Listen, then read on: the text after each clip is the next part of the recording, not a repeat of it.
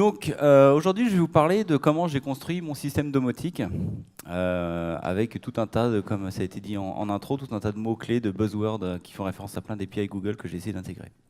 Donc je vais commencer par vous raconter une petite histoire. Quand ma femme et moi on a construit notre maison il y a 7 ans, on s'est dit qu'on n'allait pas se chauffer de manière conventionnelle, on n'allait pas utiliser des chauffages électriques, des pompes à chaleur, des choses comme ça. On s'est dit qu'on allait se chauffer avec quelque chose d'un peu plus rustique. On s'est dit qu'on allait se chauffer avec ça. Un bon vieux poêle à bois à l'ancienne, pas de dépendance à l'électricité, presque off the grid, des choses comme ça. Pas de dépendance à les produits granulés, donc pas de poêle avec une vis sans fin, des choses comme ça. Un bon système où il faut mettre des bûches à la main. Donc c'est chouette, on se prend un peu pour Charles Ingalls. Ce qu'il y a, c'est qu'on a un petit problème, c'est que c'est la seule et unique source de chaleur pour toute ma maison. Donc si je veux bien gérer la répartition de la chaleur dans la maison, il ne faut pas que je m'y prenne un peu comme un manche et que à 22 h je me rende compte qu'il fait 14 dans la chambre de ma fille et que c'est un peu trop tard pour chauffer. Ou l'inverse, que je me mette à faire du feu trop tôt et qu'il fasse 27 quand elle va se coucher, quoi. Donc il me fallait un moyen de superviser la température de chaque pièce et éviter d'avoir des pics de température un petit peu incohérents. Donc j'aurais pu acheter un kit sur étagère, il y en a beaucoup qui existent dans le marché, beaucoup d'enseignes de bricolage qui vous proposent déjà des kits, mais il y a deux problèmes à ça, c'est que le premier, c'est que c'est pas donné, c'est plusieurs centaines d'euros minimum pour commencer à démarrer une solution comme ça, et c'est propriétaire. Et en tant que développeur, être devant une boîte noire où je sais pas comment ça fonctionne et je peux rien rajouter, c'est assez frustrant. Donc j'ai décidé de faire ça moi-même. Sauf que là, j'ai touché du doigt un des premiers problèmes que j'ai rencontrés, c'est que quand moi je touche un fer à souder, pour souder une pauvre résistance sur une LED, pour faire ne serait-ce que les tutos qu'on a l'habitude de voir, faire clignoter une LED avec votre Raspberry Pi, quand moi je m'attaque à de la soudure, ça ressemble plus souvent à ça qu'à ça. Et donc du coup, il me fallait une solution où le hardware, c'était pas à moi de le gérer, c'était déjà fait. Et au final, j'avais plus que de l'assemblage à faire. Un peu ce qu'un développeur passe son temps à faire, hein. Moins il écrit de code et plus il en intègre, mieux plus il se sent heureux. Donc je voulais faire pareil avec le hardware. En plus, j'étais pressé parce qu'on a emménagé fin août, et il fallait que ça soit prêt assez rapidement pour pas qu'on passe l'hiver en ayant un petit peu trop froid. Donc j'ai regardé ce qui existait du côté hardware pas cher qui me permettait de monter des solutions ad hoc. Très rapidement, je me suis retourné vers le Raspberry Pi, qui à l'époque était la plateforme pour faire du DIY. Donc pour ça, il faut compter à peu près 40 €, un Pi 3. Côté hardware, ce que j'ai identifié qui était intéressant, c'était tous les capteurs de station météo, parce que ils ont quand même un sacré retour sur expérience. Ça fait des années que ça existe, c'est calibré, il n'y a pas besoin de s'embêter à souder des composants. Tout ça, c'est prêt. Il faut compter à peu près 10 à 15 € par capteur si on achète ça en France. Et je vous laisse deviner combien ça coûte quand on achète ça chez Alibaba. Donc c'est dérisoire comme prix de capteur. Et pour pouvoir brancher mon Raspberry et mes capteurs, il me fallait une antenne. Donc il y a un système qui existe qui s'appelle RFXCOM, qui est une antenne en fin de compte qui embarque toutes les couches protocolaires pour décoder les informations qui sont émises par des centaines de capteurs qui existent sur le marché. Donc vous n'avez pas vraiment à vous embêter à faire le décodage de trame vous-même. Tout ça c'est fourni. Il y a une interface USB et on peut brancher ça sur un ordinateur, un Pi ou peu importe. Et ça, il faut compter à peu près 100 €. Et c'est un récepteur et émetteur. Donc c'est-à-dire qu'on va pouvoir envoyer des données au capteur si on veut. Donc en gros, pour à peu près 200 €, 200-250 €, j'avais tout ce qu'il me fallait pour mettre en place mon système. Et j'étais absolument pas dépendant d'un système fourni par Leroy Merlin ou Legrand ou quoi que ce soit. Il restait ensuite la partie du software. Donc côté software, il existe pléthore de solutions clés en main qu'on peut mettre sur un Raspberry Pi. Il y a GDOM qui est très très très populaire actuellement. À l'époque, c'était pas trop le cas, il n'y en avait pas autant. Il y avait OpenHub, mais des solutions très très lourdes à base d'applet Java et tout, c'était vraiment pas mon truc. Et puis il y avait Domotix qui était en gros un serveur web qui tourne sur un API et puis qui fait le boulot. Donc j'ai juste à me servir, coller ça sur ma carte SD et puis c'était parti, quoi. Je suis parti avec Domotic, ça marchait très bien. L'IHM est plutôt moche, mais bon, ça fait le job. Quand je suis sur mon LAN et que je vais sur la page d'accueil de Domotic, j'avais les infos de toutes les pièces et donc c'était très bien, je pouvais gérer ma maison comme je voulais. Sauf qu'on a un autre problème, là. C'est bien pour monitorer les températures quand je suis dans ma maison, mais quand j'y suis pas, j'aimerais bien pouvoir anticiper, en particulier période hivernale, on va dire je suis chez les beaux-parents pendant une semaine à Noël. Il n'y a rien qui chauffe ma maison, donc quand je vais rentrer, il va faire froid. J'ai beau avoir une maison passive, il y a un moment, la température baisse quand même. Et donc si je ne veux pas rentrer dans la maison à 19 h et qu'il fasse 12 dans toute la maison, il faut que j'anticipe avant. Donc il faut que je puisse accéder à mes données de l'extérieur de mon LAN. Et je me suis dit, bah oui, c'est pas trop compliqué, j'ouvre une route vers mon Pi sur ma magnifique Livebox, et puis voilà, c'est réglé.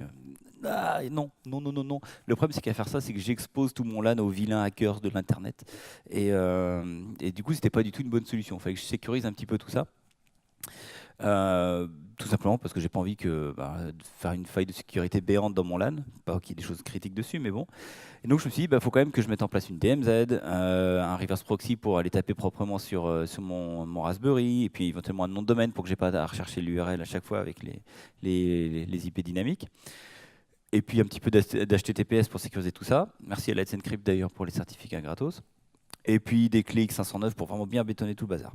Bref, j'ai passé plus de temps à faire un boulot de sysadmin pour monter une véritable usine à gaz et pouvoir accéder à mes données. Mais bon, au final, après avoir passé quelques jours à faire un boulot de sysadmin qui n'est absolument pas mon domaine de compétence, j'avais un truc qui marchait, je pouvais monitorer les températures partout, c'était très bien.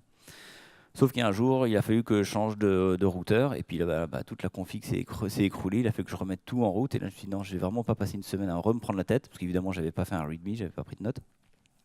Donc il fallait tout remettre en œuvre. Et là, je me suis dit stop, il faut faire autre chose. Entre-temps, Android Things est arrivé. Il y en a certains d'entre vous qui connaissent Android Things? Ouais, qui joue avec Android Things? Oh, il y en a deux. Donc, en tant que gros Android fanboy, je me suis posé la question du tiens, est-ce que je pourrais pas me servir de ça pour refaire tout mon système? C'est vrai que plutôt que passer une semaine à refaire de la config système, pourquoi pas passer 3 mois à redévelopper tout un système?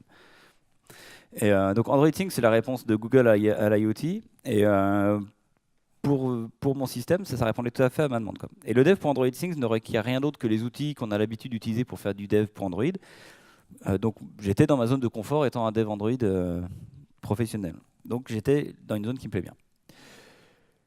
Tout ce qu'il y a besoin de faire, c'est flasher l'image Android Things sur une carte SD, booter son Raspberry Pi, et côté Raspberry Pi, c'est fait. Ensuite, sur son mobile Android, on a une appli à installer, qui est la Android Things Toolkit, et qui va permettre de faire toute la configuration de vos Raspberry Pi. Donc vous n'avez même pas besoin de brancher un écran, un clavier sur votre Pi pour faire la config du Wi-Fi ou quoi que ce soit. Avec cette application-là, ça va se connecter automatiquement aux différents Android Things que ça trouve autour. Et puis ça va vous permettre de faire la configuration. Donc je me suis servi de ça, j'ai configuré le réseau sur mon Raspberry Pi, et c'était bon, j'ai pu commencer à faire du dev. Donc pour faire du dev sur un Raspberry Pi, c'est pas compliqué, c'est exactement les mêmes contraintes que quand on est en train de faire du dev sur un mobile Android. Il y a surtout besoin de se connecter avec ADB à notre device. Et avec ADB, on peut se connecter en donnant l'adresse IP et le port de la machine qu'on adresse. Donc à partir du moment où j'étais sur le même LAN que mon Raspberry, c'était bon. Une commande ADB Connect, et c'était bon, j'étais sur mon Pi, je pouvais commencer à développer. Bon, c'est parti. Alors une app Android Things, c'est conçu exactement comme une app Android mobile. C'est-à-dire qu'il y a une activity, alors il n'y a pas nécessairement une UI, mais il y a toujours une activity qui sert de point d'entrée. Il faut donc la déclarer dans le manifeste, et ça se fait de manière très très simple si on fait du dev Android. Ce qu'il faut retenir, c'est que dans le cas d'Android Things, on n'a qu'une seule activity avec ce type d'intent qui sera lancée. S'il y en a plusieurs qui sont présentes, l'OS lancera la première qu'il trouve. Donc on peut pas lancer N activities en parallèle, on en a une, mais elle peut démarrer d'autres process après. On peut démarrer d'autres activités avec des intents, faire des start activities for result et des choses comme ça. Tout ça, c'est arrangé. On peut démarrer des services, il n'y a pas de souci. Donc on a notre activity qui est démarrable, c'est très bien. On peut commencer à s'attaquer au cœur du sujet, à savoir lire les données. Parce que c'est bien, là j'ai une activité qui se lance, mais elle fait rien du tout. Moi ce que je veux, c'est pouvoir afficher les données qui sont émises par les différents capteurs. Alors pour faire ça, on peut utiliser de l'USB, l'antenne RFXCOM et USB. Donc si je la branche sur mon Pi, normalement je devrais pouvoir faire des choses avec. Donc dans Android Things, il existe plusieurs API. Si l'équipement est USB Serial, on peut utiliser l'API UART d'Android Things. Sinon, on va utiliser l'API USB Host d'Android pour passer en mode host et puis gérer nous-mêmes toute la partie driver. Là où on a de la chance, c'est qu'RFXCOM, c'est de l'USB Serial, donc on se branche dessus et il y a juste à créer une connexion série vers le device. Alors, pour que mon application elle soit lancée quand on branche l'antenne, on peut rajouter un petit peu de subtilité dans le manifeste et puis rajouter un intent filter pour détecter quand quelque chose est connecté en USB. C'est tout bête. USB device attach, là, l'activité va être lancée. Alors, moi, ce que je voudrais, c'est que je voudrais que ça soit lancé que quand on branche mon antenne RFXCOM et pas n'importe quoi d'autre, une clé USB ou quoi que ce soit, pour éviter de lancer mon application pour rien. Donc on peut utiliser un petit fichier XML avec des métadatas, où on va lui dire tu appelles mon activité que si ça remplit tel et tel critère. Et moi, ce que je voulais savoir, c'est en gros le vendor ID et puis le product ID de mon device USB. Et ça, on peut le récupérer avec, pareil, avec une petite commande ADB shell, des mesh. Et puis là, on a en gros les infos de tous les devices USB qui sont connectés. Et donc on regarde ce qu'il nous faut et ensuite on remplit ça dans le petit fichier XML qui va bien. Et hop, on a un fichier qui nous permet de s'assurer que l'application va être lancée que quand c'est notre antenne qui nous intéresse, qui est branchée au Raspberry Pi. Là, ça marche. Côté soft, c'est tout simple. Dans le on-resume de mon activity, je commence par vérifier, on n'est jamais trop prudent, que le device qui est branché, c'est bien celui que je veux, en vérifiant le device ID name ou des serial ID éventuellement.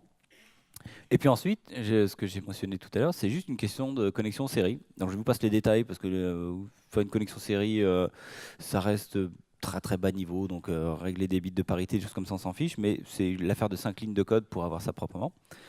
Une fois qu'on a notre connexion série qui est ouverte, on a juste à donner une callback qui sera appelée à chaque fois qu'il y a du bruit en fin de compte sur notre connexion. Et donc c'est ce que je fais là. Donc l'aspect RFXCOM qu'on peut trouver, alors RFXCOM ne distribue pas l'aspect de leur antenne, mais on la trouve absolument partout sur plein de sites web où il y a justement des implémentations qui ont été faites avec l'antenne. Donc si on lit l'aspect, on se rend compte que les paquets sont de longueur variable. Bon, ça c'est un peu embêtant pour faire du décodage, mais que le premier byte qu'on va recevoir va nous donner la longueur du paquet qui nous intéresse. Donc là c'est bon. Donc on manipule tout ça et on lit donc ce qui rentre sur la connexion série, et puis on crache ça dans la console là, sous une forme hexadécimale. Et normalement, si on a bien fait notre boulot et qu'il y a assez de capteurs dans les environs, il se passe ça dans notre console. On voit des magnifiques trames en hexa qui descendent les unes après les autres. Le problème, c'est que là, je suis absolument incapable de savoir quelle température il fait dans le salon. On est bien d'accord qu'on n'est pas des cyborgs qui décodons de l'hexadécimal à la volée. Donc, on va remettre le nez dans les specs. Et dans la spec, on lit que le premier byte, c'est la longueur du paquet. Ok. Le deuxième, c'est le type de paquet. Ah, super. Donc, je peux commencer à faire du tri. J'ai dit RFXCOM, ça supporte des centaines d'équipements. Moi, ce qui m'intéresse, c'est en gros des capteurs de température et température IGRO. Donc, il n'y a que 2 types de paquets qui vont m'intéresser. Et les autres, je m'en fiche royalement pour le moment. Donc, je vais pouvoir faire un petit peu de tri dans mon code. Et puis, m'intéresser qu'à certains types de capteurs. Donc, moi, les capteurs de température ont un formalisme bien précis. J'extrais donc les différents bytes qui m'intéressent dans la trame que je reçois. Je formate ça proprement dans une jolie string que je rebalance dans la console. Et tadam, là, ça commence à être un peu plus utilisable. Donc j'ai le nom du capteur, la température qu'il fait, la puissance du signal, le niveau de batterie du capteur. Donc je pourrais être un bon feignant et me dire ça y est, c'est bon, j'ai résolu le problème. Retour à Square One, c'est la fonctionnalité afficher les données de température, c'est fait, je bouge la carte. Bon, on est d'accord que c'est un petit peu barbu comme solution, donc on va essayer de faire quelque chose un peu plus propre. Ce qu'on va essayer de faire, c'est de publier ces données-là pour qu'on puisse en faire quelque chose de un peu plus exploitable, quoi. J'ai dit en intro que Android Things, faire du dev pour Android Things, c'est comme faire du dev pour Android. Et donc, c'est-à-dire que, en final, on peut utiliser toutes les libs qu'on a l'habitude d'utiliser quand on fait du dev pour Android. Et on peut en utiliser une en particulier qui, moi, le cas m'intéressait, à savoir Firebase. Et donc, j'ai juste à réintégrer la dépendance à Firebase dans mes dépendances, dans mon fichier Gradle. Il y a toute la configuration à faire avec le Firebase Wizard dans Android Studio qui va s'assurer que vous ayez bien le fichier Google Services.json qui est embarqué dans votre appli, tout ça, avec les différentes clés. Tout ça, c'est embarqué dans Android Studio, donc on n'a pas à s'embêter à le faire à la main. Une fois que ça c'est fait, c'est plus qu'une histoire de récupérer dans mon code un pointeur vers ma base Firebase et puis d'ajouter des nœuds dans ma base Firebase au fur et à mesure que les données arrivent sur ma connexion série. Donc c'est ce que je fais là en fin de compte où j'écris, je rajoute des nœuds dans l'arborescence Firebase. Et en runtime, qu'est-ce qui va se passer? Il va se passer ça. Si je regarde ma console Firebase, on va voir les données qui arrivent les unes après les autres, qui se mettent à jour. Et puis c'est bien, j'ai pas eu de problème de configuration de proxy à gérer ou quoi que ce soit. Tout s'est fait proprement par la connexion HTTPS à la maison, quoi. Pas de reverse proxy pour venir accéder des données, quoi. Tout ça, récupérer les données et les publier sur Firebase, ça tient en moins de 300 lignes de code. Merci Kotlin. Et puis merci les différentes librairies. Donc on a nos données dans une base Firebase. On va donc pouvoir s'en servir pour faire d'autres choses. ce qu'on va pouvoir commencer à faire maintenant, c'est ce que tous les devices IoT ont, c'est une companion app. Donc vous connaissez peut-être déjà les Android Architecture Components, il y a eu un talk hier sur le sujet. Là, dans mon cas, j'en ai utilisé deux. J'ai utilisé Live Data et ViewModel. Alors Live Data pour que dès que les données issues de Firebase changent, eh ben, je puisse notifier le reste de l'UI de la companion app de se mettre à jour. Et puis ViewModel pour pas avoir à m'embêter à gérer le life cycle de l'application à chaque fois qu'on bouge l'écran, quoi. Donc après, allez, on va dire 200 lignes de code côté mobile et des icônes qui piquent méchamment les yeux. J'avais une companion app qui me permettait de, absolument n'importe où, donc de chez moi, mais d'ici, vérifier les températures de la maison et des différentes pièces, quoi. Donc, on est parti d'un Raspberry Pi à une companion app qui me permet de superviser tout un tas de choses sans me prendre la tête et les contraintes de sécurité. Tout ça, c'est délégué en fin de compte à Android Things, quoi. Donc, c'est cool, ça marche bien. Petite chose, si vous intégrez une base de données Firebase Real-Time dans une application Android, par défaut, les données ne sont pas persistées. C'est-à-dire que si vous n'avez pas de connexion à votre base de données quand vous lancez l'app, bah, il ne va absolument rien y avoir d'affiché. Là, il n'y a pas de persistance de données.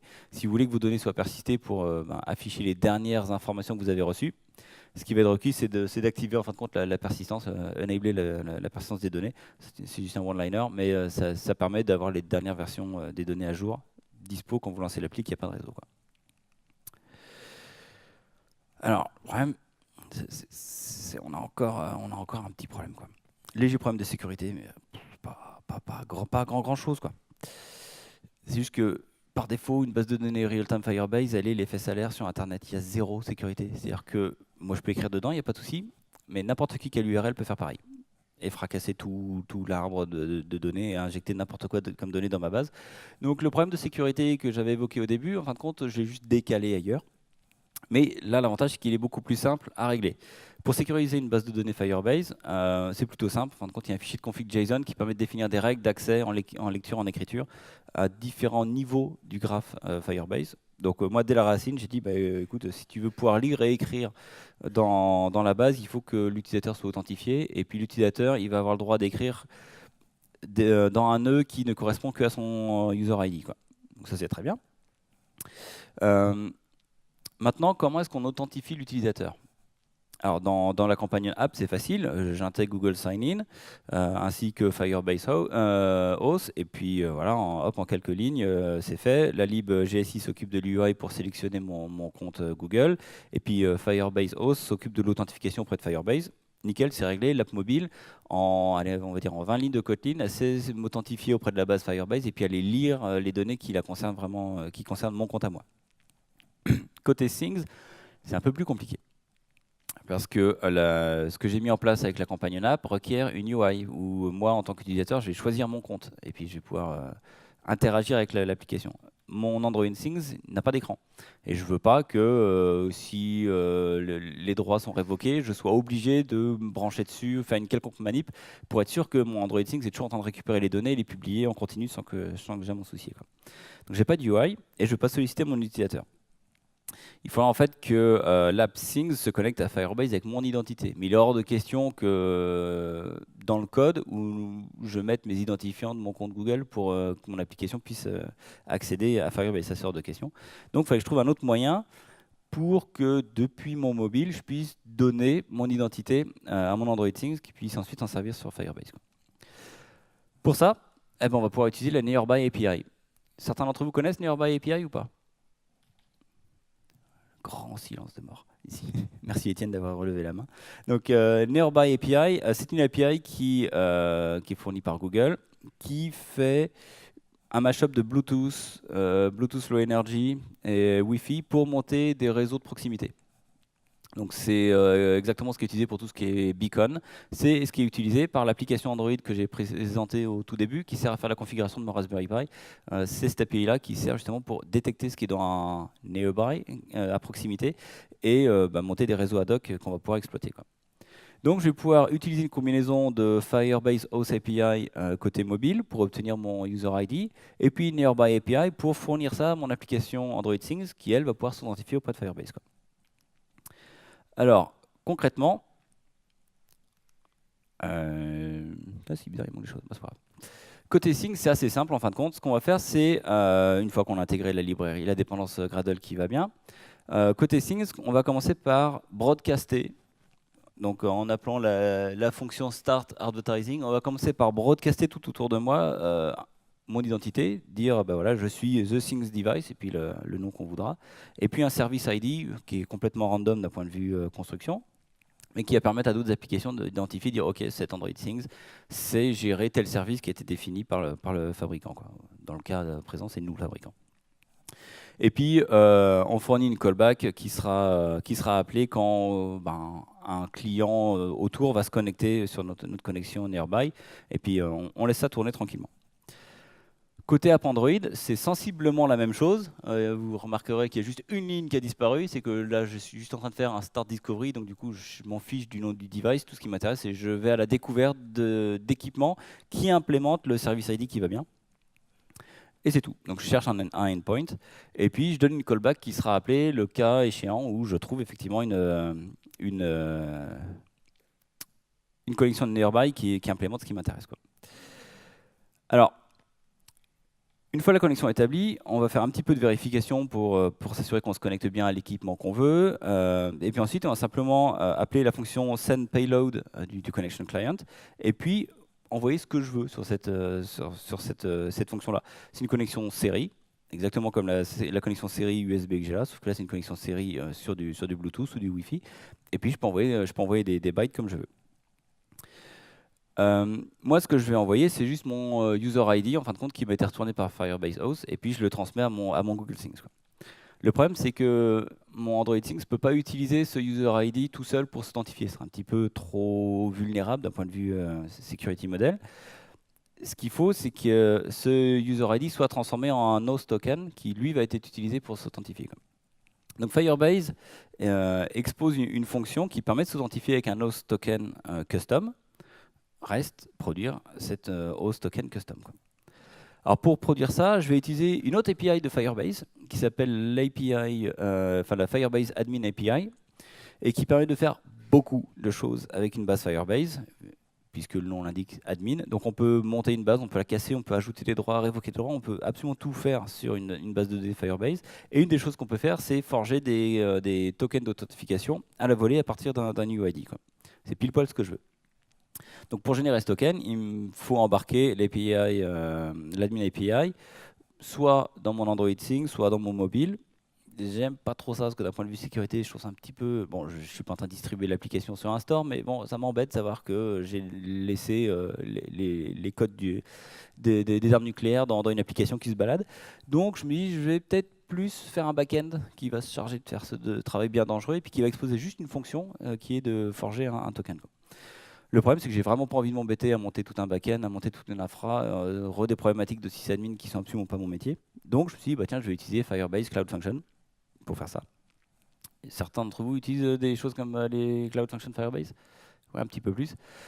C'est super simple. Alors, il faut aimer faire un petit peu de JavaScript, mais ça va, il n'y en a pas trop. J'en ai fait 8 lignes. Donc, c'est le maximum que j'arrive à faire à peu près en une journée, 8 lignes de JavaScript. Mais ces 8 lignes de JavaScript m'ont permis d'appeler l'admin API en recevant un paramètre, le URID que je veux encapsuler dans mon token, et puis retourner en échange un host token qui va pouvoir être utilisé pour s'authentifier. Donc ça marche très bien. Alors, bon, j'ai squeezé un petit peu de sécurité un petit peu avant, où évidemment on ne peut appeler l'API que si on est authentifié. Voilà. J'ai pas envie que cette Cloud Function soit accessible à n'importe qui, et puis qu'au final, elle permette à n'importe qui de forger des tokens. Donc c'est quand même un minimum sécurisé, mais c'est quoi, 10 lignes de code en plus, pas beaucoup plus. Donc avec ça, à chaque fois que mon application Things a besoin d'un token, elle appelle cette fonction, et puis récupère un token qui va bien. C'est-à-dire que mon application Things doit faire des requêtes HTTPS sur une Cloud Function, gérer tout le pataquès de lire les données. Encore des trucs que j'aime pas. Sauf que non, il y a encore une autre API bien sympathique qui, voilà, c'est là, qui me permet d'embarquer des appels à des Cloud Function Firebase dans une application Android. Donc c'est une dépendance Firebase à embarquer dans votre projet. Mais vous avez une API qui s'appelle Firebase Functions qui vous gère toute cette partie protocolaire HTTPS en dessous. Et tout ce que vous avez à faire, c'est dire, bah, écoute, moi je veux appeler telle fonction qui est sur Firebase Cloud Function, et puis je lui donne tel paramètre. Et puis voilà la callback à appeler une fois que Cloud Function a répondu, quoi. Donc avec ça, c'est bon. J'ai une app qui peut demander un host token à chaque fois qu'elle en a besoin. Si Firebase révoque le token après une certaine période, elle peut en redemander automatiquement. Et moi, utilisateur, j'ai eu qu'une seule fois à donner mon identité à mon device quand je le configure. En gros, je le sors de la boîte, je le configure, blop, et puis c'est réglé, et puis le problème, quoi. Sauf que on a encore un autre petit problème, quoi. En fait, non, on n'a pas d'autres problèmes. Ce qu'on voulait dire, c'est tiens, si on disait OK Google, quelle température est-ce qu'il fait dans le séjour? Ça pourrait être amusant. On a un backend as a service là, avec tout un tas de données qui sont chargées en real time. On pourrait peut-être jouer avec ça. Bah, je vais refaire un petit peu de JavaScript alors, mais pas beaucoup. Alors, je ne vais pas vous faire tout un talk sur Action for Google, parce qu'il y a moyen de parler pendant 1 heure sur le sujet. Mais ce qu'il faut savoir, si vous n'avez pas déjà joué avec Action for Google, c'est que vous avez tout un environnement web avec Dialogflow, par exemple, qui vous permet de construire toute la logique de dialogue, les prompts et des choses comme ça, et déléguer la partie métier de votre service, ici, remonter les données de température, à un webhook qui serait hébergé sur un backend qui, lui, va gérer la logique métier de votre bazar, quoi. Donc là, c'est ce que j'ai fait. En fin de compte, toute la partie blabla, persona de mon Google Assistant, ça pourrait faire l'objet d'un autre talk. Là, c'est juste la partie métier que je présente, quoi. Donc, bah, de nouveau, une Cloud Function qui va faire le boulot. À mon webhook, je vais dire, bah, pour compléter les données qui t'intéressent, bah, appelle telle Cloud Function. Avec Dialogflow, on est authentifié en tant qu'utilisateur. Donc, à chaque fois que je vais faire OK Google, quelle température il fait dans le séjour, Dialogflow va véhiculer mon identité dans la requête. Et donc, du coup, je vais pouvoir aller taper sur le nœud Firebase qui va bien et extraire les données qui me concernent moi et pas quelqu'un d'autre qui utilisera le service aussi, quoi. C'est assez simple à faire. En fin de compte, c'est juste une dépendance Node Action for Google à intégrer dans mon fichier, dans mon package.json. Et puis ensuite, on rajoute le code qui va bien en JavaScript pour répondre à la demande. Chaque fois que je reçois une requête sur cette fonction-là, je renvoie un texte formaté en disant voilà, il fait telle température, quoi. Alors, les live démos, ça marche jamais, en tout cas en ce qui me concerne. Donc, j'ai mis ceinture bretelle et puis tout un tas de sécurité en plus. J'ai fait un screen record pour être sûr que ça marche. Et donc, à droite, on a la vue de Firebase. On voit bien que dans le séjour, il fait 21,6 degrés. Et donc, si je prends mon téléphone et que je presse et dis OK Google, je veux parler à ma maison connectée. Ma maison connectée va me répondre. Et puis, je lui demande quelle température fait dans le séjour. Il fait 21,6 degrés. Et ça marche. Nickel. Bah là, on a quand même un service qui commence à vraiment déboîter du poney, là, quand même. On est parti d'un Raspberry Pi qui est sur une étagère à la maison à un service complet où je peux, avec mon assistant vocal, frimer auprès des beaux-parents et demander quelle température il fait dans le séjour. Et puis dire, non, tu vois, je peux pas rentrer chez moi ce soir, là, il fait trop froid, donc je reste une nuit de plus. Puis tiens, resserre l'apéro. Donc là, on a une killer app pour pouvoir se la péter en toutes circonstances, quoi. Là, on a quelque chose qui est vraiment sympa. Je me dis qu'avec tout ce paquet de données bien structurées, qui sont bien timestampées, horodatées, on pourrait peut-être commencer à jeter d'autres buzzwords dans la soupe là qu'on a fait, et puis intégrer un ingrédient qui est quand même très à la mode actuellement, à savoir du machine learning. Pourquoi pas? Donc, enfin, du machine learning, de l'IA ou quoi que ce soit, ça reste jamais que des probas au final. Mais je me suis dit, tiens, pourquoi ne pas essayer de jouer avec un TensorFlow Lite dans mon Android Things? Qu'est-ce que je pourrais faire avec ça, quoi? Donc, quand on parle d'utilisation de TensorFlow Lite, on tombe systématiquement sur tout un tas de tutoriaux qui sont dans le format hot dog, non hot dog, reconnaître un fruit d'un légume ou reconnaître des chiffres. Bref, il y a beaucoup de modèles qui sont basés sur de la reconnaissance d'images. Alors ça marche très bien, hein, il y a tout un tas de cas d'usage hyper utiles, c'est hyper important de savoir si on va manger un hot dog ou autre chose. Mais là, dans le cas présent, c'est pas trop ce qu'on voulait, quoi. Mais ce qu'il faut retenir, c'est que TensorFlow, tout court, ça n'est pas juste des modèles pour faire de la détection d'images. Il existe pléthore de modèles TensorFlow, et il existe déjà beaucoup de modèles qui ont été rodés et qui sont disponibles à la communauté et qu'on peut intégrer ensuite dans nos applications, quoi. Si on regarde sur le GitHub de TensorFlow, dans l'arborescence de GitHub, il y a un répertoire TensorFlow Contrib, et dans lequel on a une bonne centaine de modèles qui ont été conçus par des contributeurs open source. Et donc moi, il y en a un qui m'intéressait dans l'histoire, qui s'appelle Time Series, qui permet justement de faire de la prédiction sur des séries temporelles. Ce qui est exactement ce qu'on a là. On a des grandes séries temporelles où j'ai des données qui sont toutes les 10 secondes, j'ai des données de température sur toutes les pièces. Donc elles sont toutes bien structurées, ordonnées, on pourrait faire des choses avec ça, quoi. Alors, le problème quand on commence à faire du machine learning, c'est le problème de comment est-ce qu'on entraîne le modèle. On entend beaucoup parler en ce moment avec les biais qui sont introduits dans le machine learning. Donc, à l'heure actuelle, je n'ai pas un modèle qui me donne des résultats probants, parce que justement, dans mes données, je me suis rendu compte que il y a un tout petit souci, c'est qu'effectivement, j'ai des données de variation de température, elles sont eurodatées, donc je peux très bien savoir qu'il y a 2 ans, telle date au mois de mai, il a fait telle température dans toutes les pièces, ça c'est très bien.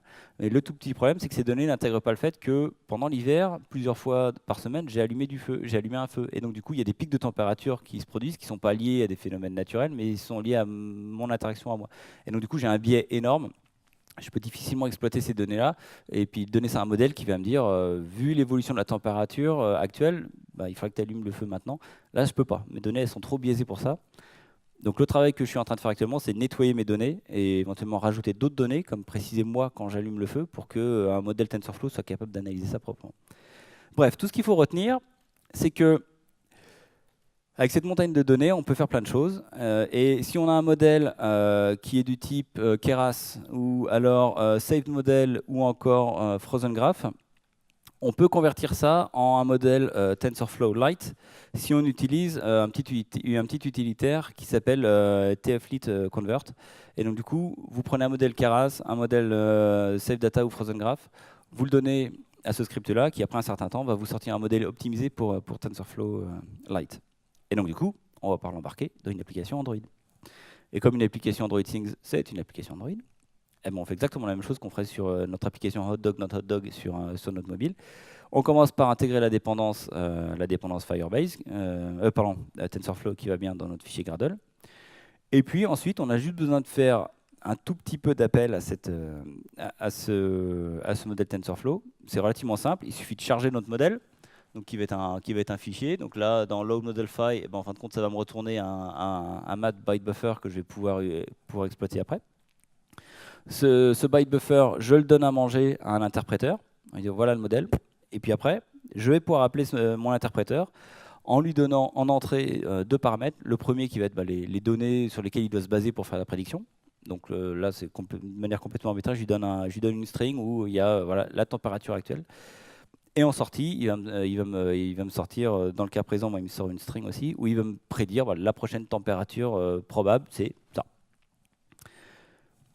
Donc voilà, on a un système qui nous permet de faire des trucs super sympas, comme faire de la prédiction de température, sans avoir eu à acheter un système très très onéreux auprès d'un éditeur fermé qui ne publie pas d'informations sur ce qu'il fait. On a fabriqué ça nous-mêmes, donc déjà c'est un peu gratifiant parce que voilà, c'est nous qui l'avons fait, donc s'il y a des bugs, c'est les nôtres. Et surtout, je peux faire évoluer ça comme j'ai envie, je peux m'en servir un petit peu comme jardin d'exploration pour m'amuser avec des nouvelles API que je ne connais pas. Moi, je dois vous avouer que ce projet-là, c'est le projet sur lequel je m'amuse à tester dès qu'il y a une nouvelle API Google qui sort.